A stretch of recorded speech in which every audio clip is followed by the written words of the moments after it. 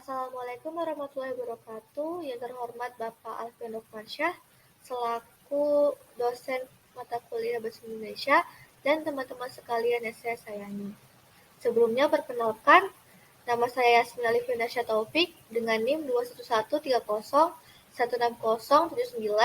dari Prodi S1 Farmasi Umum kelas A. Jadi di sini saya akan mempresentasikan tentang jenis-jenis paragraf. Jenis-jenis paragraf sendiri itu terbagi menjadi 3 bagian, yaitu yang pertama ada jenis paragraf berdasarkan letak kalimat utama. Berdasarkan letak kalimat utamanya, paragraf ini dibagi lagi menjadi 5, yaitu yang pertama ada paragraf deduktif. Paragraf deduktif sendiri adalah paragraf yang kalimat utamanya terletak di awal paragraf dan dilanjutkan oleh kalimat-kalimat penjelas untuk mendukung gagasan utama. Nah, sudah jelas ya teman-teman di sini bahwa paragraf deduktif sendiri itu kalimat utamanya terletak di awal paragraf. Lanjut ke yang kedua yaitu paragraf induktif. Paragraf induktif sendiri adalah paragraf yang kalimat utamanya terdapat pada bagian akhir yang biasanya diawali dengan penyebutan peristiwa-peristiwa khusus yang berfungsi sebagai penjelas dan merupakan pendukung gagasan utama. Nah, untuk paragraf induktif sendiri sudah jelas ya teman-teman bahwa kalimat utamanya terdapat pada bagian akhir. Nah, yang ketiga ada paragraf deduktif-induktif. Paragraf deduktif-induktif sendiri adalah paragraf yang kalimat utamanya terdapat pada bagian awal dan akhir. Adanya dua kalimat utama itu hanya merupakan bentuk pengulangan gagasan utama untuk mempertegas informasi.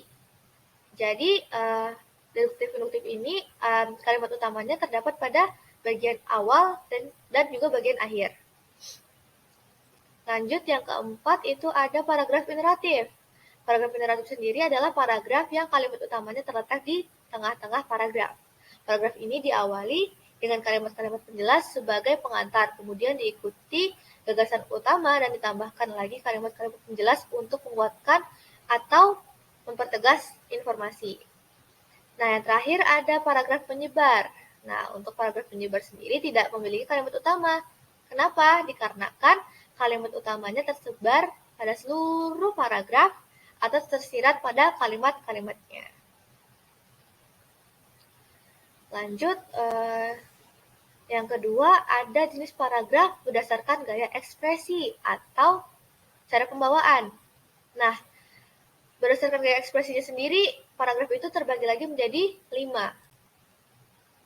Yang pertama ada paragraf narasi. Paragraf narasi sendiri yaitu merupakan paragraf fiksi atau non-fiksi yang berisi kisahan, rekaan, atau pengalaman berdasarkan pengembangannya dari waktu ke waktu sehingga seolah-olah itu pembaca mengalami sendiri peristiwa tersebut.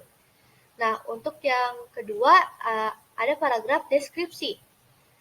Paragraf deskripsi itu merupakan paragraf yang menggambarkan suatu objek, tempat, dan peristiwa dengan seterang-terangnya atau sejelas-jelasnya kepada para pembaca dengan melibatkan kesan indera sehingga pembaca itu seolah-olah diajak oleh penulis untuk merasakan apa yang tertulis.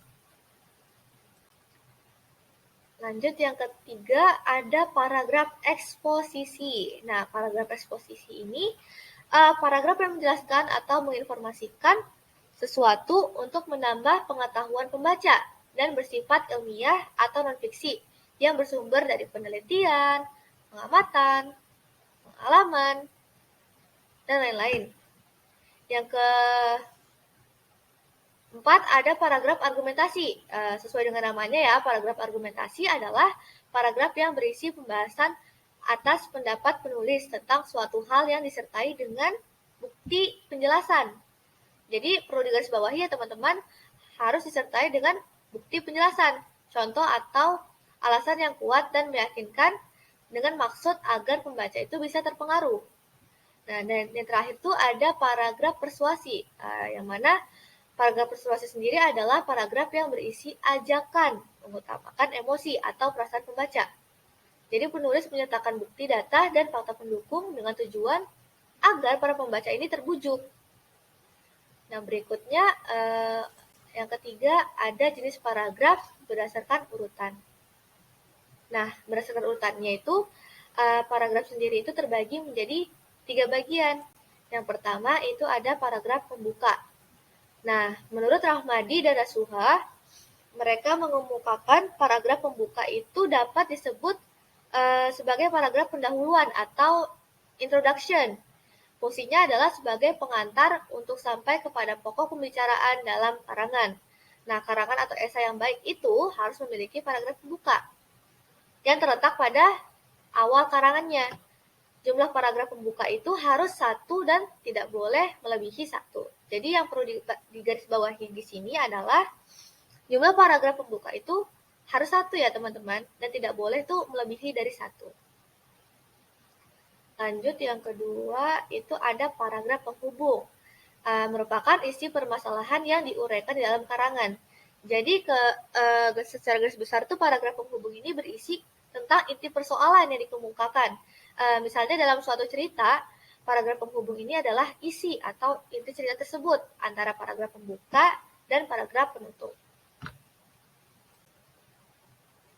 Yang terakhir ada paragraf penutup. Nah, paragraf penutup sendiri itu berisi tentang kesimpulan dari paragraf penghubung, atau dapat dikatakan paragraf penutup sendiri itu mengakhiri sebuah karangan atau akhir dari sebuah karangan.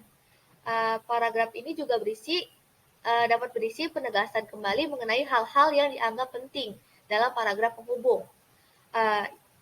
Paragraf ini juga berfungsi sebagai untuk mengakhiri sebuah karangan. Tidak boleh terlalu panjang, namun tidak berarti paragraf itu dapat tiba-tiba diputuskan begitu saja. Jadi, seorang penulis itu sebaiknya dapat menjaga perbandingan antara paragraf pembuka, paragraf penghubung, dan juga paragraf penutup. Mungkin cukup sekian yang dapat saya sampaikan. Kurang dan lebihnya saya mohon maaf. Sekali lagi saya ucapkan terima kasih. Wassalamualaikum warahmatullahi wabarakatuh.